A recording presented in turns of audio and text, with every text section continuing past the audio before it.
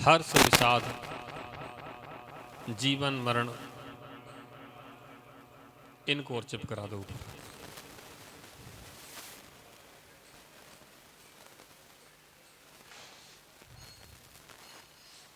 हर्ष विषाद, जीवन मरण, लाभ अलाभ,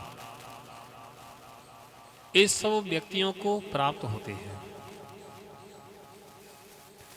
कभी हर्ष, कभी विषाद, कभी जीवन, कभी मरण, कभी लाभ, कभी अलाभ। ऐसे संसार में से जीव को ये सब प्राप्त होते रहते हैं। कभी मन खिल जाता है, मन प्रसन्न हो जाता है, और कभी वही मन दुखी हो जाता है। ऐसे संसार में कभी दुखी मन होता है, कभी सुखी मन होता है, कभी हमारा चेहरा खुशी से खिल जाता है और कभी दुख का अनुभव करता है। ऐसे संसार में सुख दुख, जीवन मरण, लाभ अलाभ सब चलते हैं। इन सब में हमें क्या ध्येय बनाना चाहिए? जीवन का ध्येय बनाना चाहिए कि मरण का ध्येय बनाना चाहिए? लाभ का ध्येय बनाना चाहिए, अलाभ का ध्येय बनाना चाहिए? सुख का ध्येय बनाना चाहिए कि दुख का ध्येय बनाना चाहिए? आचार्य कहते हैं इन सबको तुम ध्येय मत बनाओ। ना जीवन को, ना मरण को, ना सुख को, ना दुख को, ना लाभ को, ना अलाभ को, इन किसी को ध्येय मत बनाओ। इन सबको ध्येय बनाओगे तो तुम्हें कुछ नहीं मिलेगा। इनको ध्येय मत बनाओ। ध्येय बनाना है तो अपने आत्मा को ध्येय बनाओ। अगर आत्मा को तुमने ध्येय बना लिया, ध्येय बनाए तो तीन लोक के नाथ को बनाओ, उनको ध्येय बना लिया तो तुम्हें सब कुछ बिना मांगे मिल जाएगा। आज तक हमने दुख से भयभीत होकर के सुख को ध्येय बनाया, मुझे सुख प्राप्त करना है। हर व्यक्ति सुख प्राप्त करने की चाह रखता है। सुख चाहे दुखते भयवंत। हर व्यक्ति सुख चाहता है, दुख से भयभीत रहता है। सुख प्राप्त करने की चाह में दौड़ रहा है, लेकिन सुख मिला क्या? बताओ कौन सुखी है? आप लोग सुखी कि दुखी हो? बताओ सुखी कौन कौन? हाथ पकड़ो। और दुखी कौन कौन? हाथ पकड़ो। सब दुखी हैं। ओह प्यार बंधु, अब सोचो कि हम कभी अपने आप को सुखी मान लेते हैं, कभी अपने आप को दुखी मान लेते हैं। ऐसे सुख दुख की परंपरा में उलझे हुए हैं। हमें सुख तो मिला ही नहीं। थोड़ा सा अच्छा मकान बन जाता है तो हम अपने आप को सुखी मान लेते हैं। थोड़ा सा अच्छे कपड़े पहनने को मिल जाते हैं तो हम अपने आप को सुखी मान लेते हैं। थोड़ा सा अच्छा भोजन मिल जाता तो अपने आप को सुखी मान लेते हैं। थोड़ा सा अच्छा बोलने को कोई मिल जाता है, कोई अच्छे मीठे बोल बोल देता है तो हम अपने आप को सुखी मान लेते हैं। ऐसे संसार में हम अपने आप को सुखी और दुखी करते हैं। वास्तव में सुखी दुखी करने वाला संसार में कोई भी दूसरा हेतु है ही नहीं।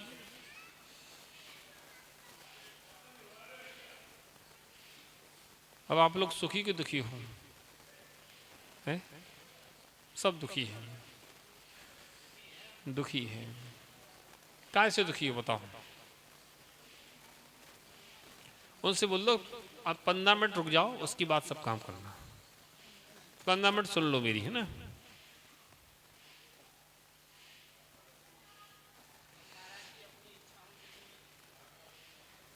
क्या बात है, ऐसे ज्ञानी जीव होना चाहिए।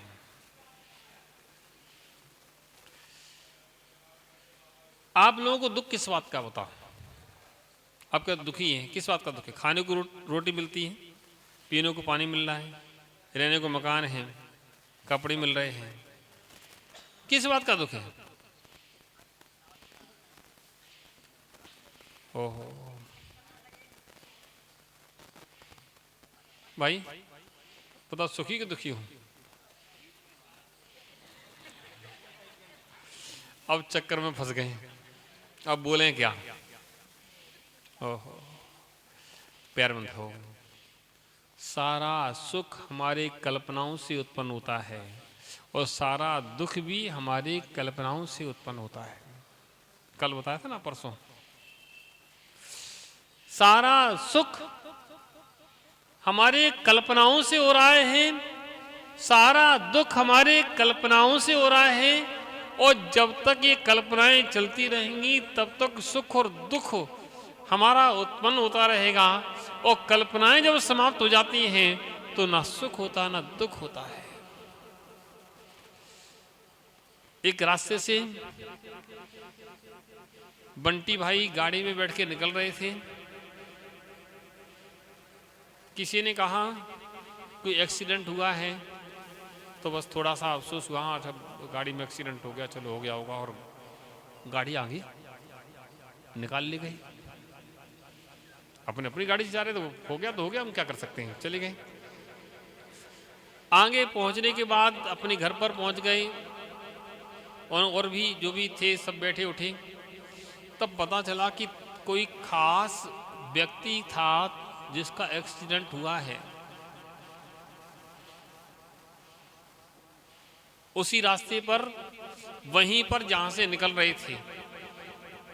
बंटी पहले भी एक्सीडेंट देखा था और अब एक्सीडेंट का समाचार सुना, तो पहले दुख हुआ था कि अब दुख हुआ है? पहले क्यों नहीं हुआ था? पहले दुख नहीं हुआ था। कितने एक्सीडेंट होते हैं, कोई दुख नहीं हुआ था। लेकिन कब हुआ? जब पता चला कि तुम्हारा कोई खास उस एक्सीडेंट में था।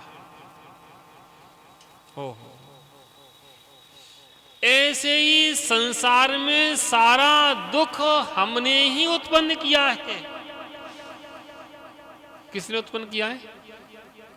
संसार में सारा दुख हमने ही उत्पन्न किया है, किसी दूसरे ने नहीं किया है। तुम्हें दुख है तो किस बात का है? हमारे बेटे लाइन पर लग जाएं, हमारी बेटियों की शादी अच्छे घर हो जाए, हमारे बेटे की अच्छी दुकान हो जाए, अच्छा व्यापार कारोबार हो जाए, और बेटा बेटी परिवार रिश्तेदार इनके ही पीछे दुख है। बताओ काय का दुख है? दिन रात श्रम चलता है, मेहनत चलती है, तो किसके पीछे? अब एक सज्जन कह रहे थे 75 साल की उम्र है, दोनों पति पत्नी रहते हैं घर में। मैंने कि बाकी के लोग कहाँ गए? कि महाराज बेटे बेटे पढ़ लिख गए, शादी हो गई, वो अपने अपने अलग रहने लगे। मैंने कहा इसीलिए बेटा पैदा करे तुमने, कि करे तो इसलिए नहीं थे, करे तो इसलिए थे कि बुढ़ापे का सहारा बनेंगे। अब अलग रहने लगे तो अब क्या कर सकते हैं? अब रोज रोज की खटपट से अच्छी है कि शांति से रहो। जिनके पीछे तुम आंसू बहाते हो, तुम्हारे पीछे भी आंसू नहीं बहाते हैं। संसार का नियम है, जिनके पीछे तुम आंसू बहाते हो, तुम्हारे पीछे वो आंसू नहीं बहाते। ये तुम्हारी कल्पना है, तुम अपनी कल्पना से सुख दुख मान रहे हो, लेकिन ये सुख दुख नहीं है। आचार्य कहते हैं सुख दुख नहीं है, सुख दुख का आभास है। तुम कल्पना करके उसमें सुख दुख का अनुभव कर रहे हो।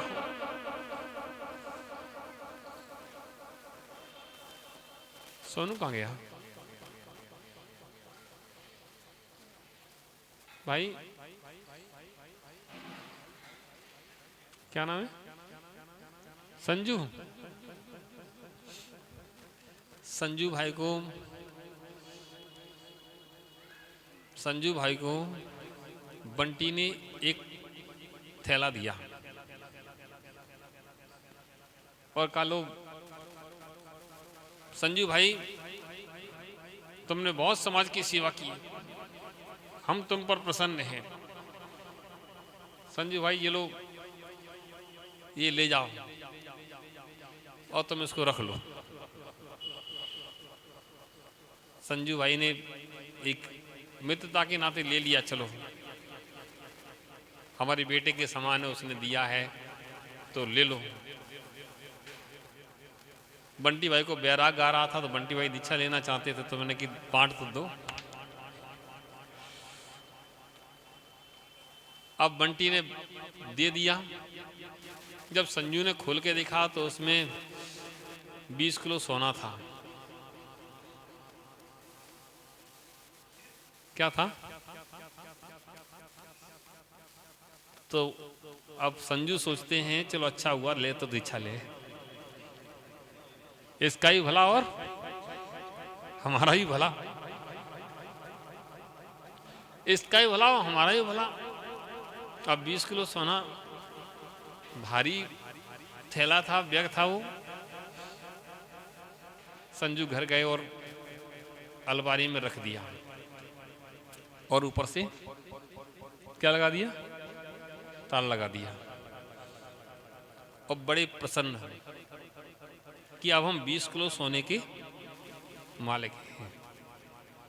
संजू भाई अब ये बताओ, उस 20 किलो सोने के तुम मालिक बने हो, तो उस 20 किलो सोना जब तुम्हारे पास नहीं था वो आज तुम्हारे पास है, तो तुम्हारे उठने बैठने चलने फिरने बात करने के ढंग में अंतर होगा कि नहीं होगा?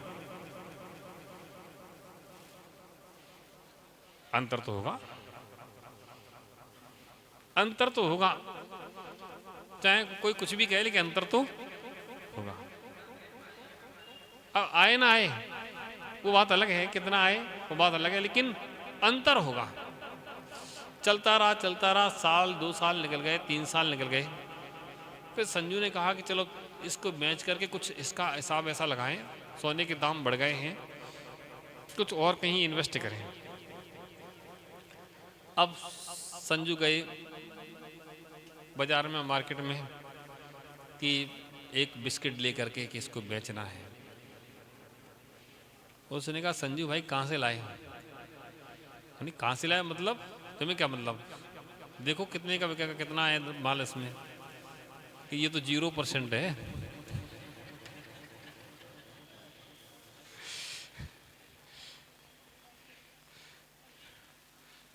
बड़े खुश हो रहे थे कि 20 किलो मिल गया। ये तो 0% है? ऐसा होता है 0% है, ला दिखाओ। और जब चेक कराया तो उसमें कुछ था ही नहीं, वो तो केवल दिखाने का था। अब बताओ अब कैसा लगेगा? ओह, सारे कल्पनाओं के पहाड़ टूट गए। वस्तु जैसी की तैसी है। जो उस वस्तु में हमने सोने की कल्पना की थी तब तो वह वस्तु हमारे भावों को उत्कर्ष बना रही थी, और जब उसने देखा उसमें सोना क्या पीतल भी नहीं है, पता नहीं क्या है, क्या को ऊपर पीला पीला करके दे दिया है, तो भाव बदल गए। ये किसका सुख है? कहां से उत्पन्न हुआ है? सारा सुख दुख हमारे कल्पनाओं से ही उत्पन्न होता है। हम संसार में बेटे बेटियों में, दुनिया के पदार्थों में, इनमें सुख की कल्पना कर लेते हैं, इसलिए सुख होता है, अन्यथा सुख का रंच मात्र भी नहीं है। सुख का रंच मात्र भी नहीं है। हम सिर्फ कहते हैं इसलिए। अब हमारे पास कोई सोने की बिस्कुट चढ़ा जाए तो मेरे क्या मतलब की है?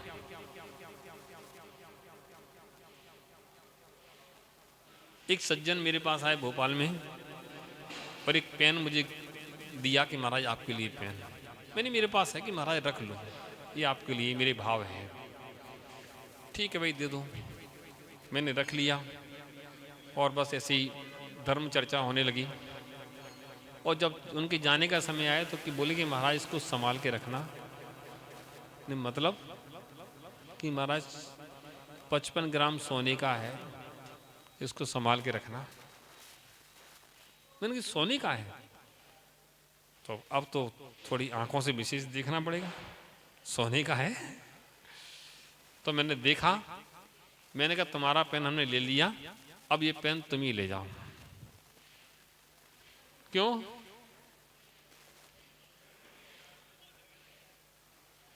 क्यों ले जाओ?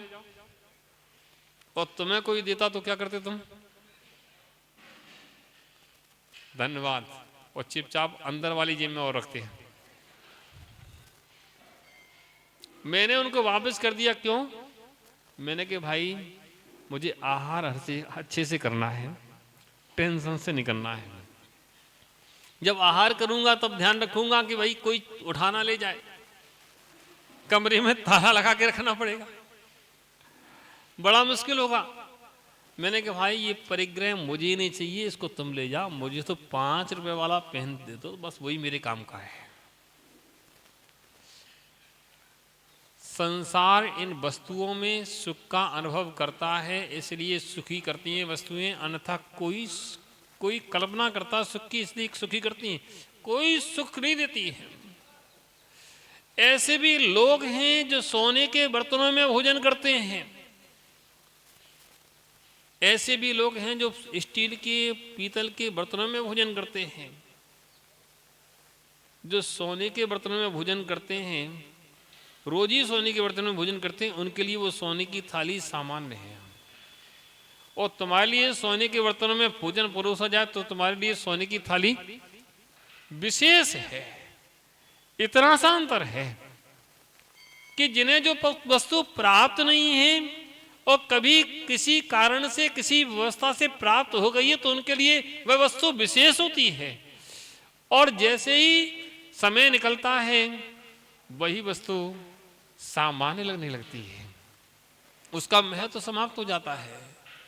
महत्व हमने माना है इसलिए वो महत्व है।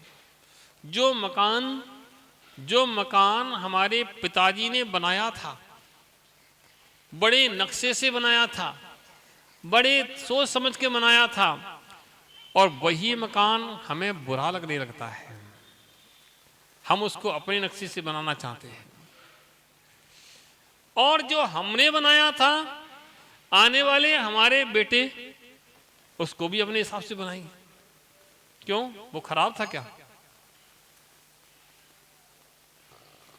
बदल गया, अब चेंज करना पड़ेगा, अब चेंज कर दो। इटावा में बहुत पुराने मकान मिलेंगे, ऊंची सीढ़ी वाले मिलेंगे। हम लोग जब जाते हैं तब देखते हैं कि ऊंची सीढ़ियां हमने, हाँ अब इटावा सही इटावा है ना। कहने का तात्पर्य है ये संसार परिवर्तनशील है, संसार बदल रहा है, ये बदलता रहेगा। इन बदलते पदार्थों में हम कभी सुख का अनुभव करते हैं, कभी दुख का अनुभव करते हैं। वही मकान आज हमें अच्छा लगता है, वही मकान कल हमें बुरा लगने लगता है। वही वस्त्र आज हमें अच्छा लगता है, वही वस्त्र कल हमें बुरा लगने लगता है। वही भोजन आज हमें अच्छा लगता है, वही भोजन कल हमें बुरा लगने लगता है। बस यही परिवर्तन संसार का नियम है। क्या नाम तुम्हारा? रोहित भाई, रसगुल्ला खाया? रसगुल्ला कैसा लगता है? अच्छा लगता है? कम अच्छा लगता है? ज्यादा अच्छा लगता है? अच्छा लगता है। एक नियम लो कि 1 महीने तक रसगुल्ले को छोड़ के दूसरी वस्तु नहीं खाएंगे। 1 महीने तक। और इसकी व्यवस्था बंटी करा देगा तुम्हारी।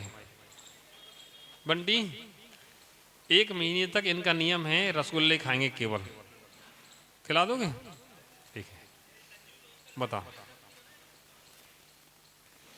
बंटी, ध्यान रखना है, बताओ।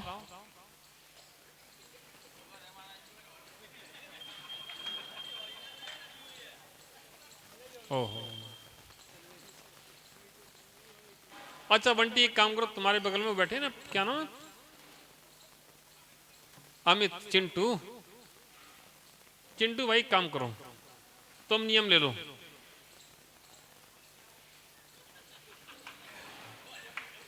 ओहो, लोग घबरा जाते हैं, कैसे खवेगी, खराब है क्या? ओहो, बस इतना ही अंतर है। वही वस्तु हमारे लिए आज प्रिय है, वही वस्तु हमारे लिए कल अप्रिय हो जाती है। ऐसे संसार में प्रियता अप्रियता हमारी कल्पना से पैदा होती है। जब हम इस विषय को हटा देते हैं तो प्रियता अप्रियता भी हट जाती है। एक साधु आपके घर में आहार करने जाते हैं, आप पता नहीं क्या क्या उनको दिखाते हैं, क्या क्या खिलाते हैं, फिर भी आप जो दे देते हैं अपनी अंजलि में ले लेते हैं, वही ले लेते हैं। ये नहीं कहते कि ये वाला दे दो कि ये वाला दे दो, कहते हैं क्या? नहीं कहते हैं। क्यों? वह इस गड्ढे को भरते हैं, स्वाद नहीं लेते हैं, स्वाद लेने के लिए आहार नहीं करते हैं, गर्त पूर्ण करने के लिए गड्ढा भर जाए इसके लिए आहार करते हैं। प्यारे बंधुओं, ऐसी संसार के विषयों में, संसार की वस्तुओं के विषय में इनकी आसक्ति मत रखना। क्या सीखना है? संसार में इन वस्तुओं में आसक्ति नहीं रखना।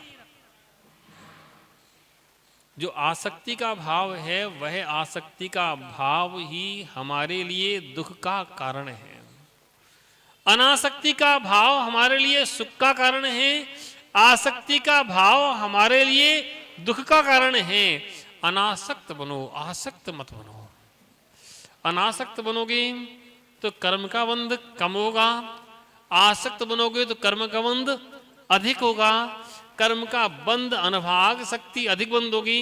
अनासक्त सब कुछ करो कि अनासक्ति भाव से। हमारे आचार्य ने एक सूत्र दिया कि दुनिया की वस्तु में राग मत करना, राग बंध का कारण है।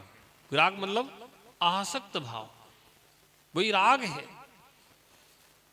कुछ भी खाओ लेकिन आसक्ति से नहीं, कुछ भी पियो लेकिन आसक्ति से नहीं, कुछ भी करो लेकिन आसक्ति से नहीं, अनासक्त भाव से। जब जब तुम आसक्ति का भाव करोगे तब तक तुम्हें दुख होगा, जब तक अनासक्त भाव से रहोगे तब तक तुम्हें सुख होगा। ऐसे आसक्त और अनासक्त भाव की कल्पना हम जब करते हैं तो हमारे जीवन में आनंद बढ़ जाता है। प्यारे बंधुओं, ऐसे हम लोग अपने परिणामों को जब बदल लेते हैं, जब अपने भाव बदल लेते हैं। बैठ जाओ भाई। अब जब कोई कुछ करता है ना तो मन दूसरी जगह चला जाता है, चिंतन टूट जाता है। जब कोई किसी वस्तु पर आसक्त होता है, भले ही वस्तु तुम्हें मिली ना मिले लेकिन तुम्हारे कर्मबंध का हेतु बन जाता है। सोनू, क्या नाम है, क्या नाम है? सोनू नाम है, सोनी नाम है।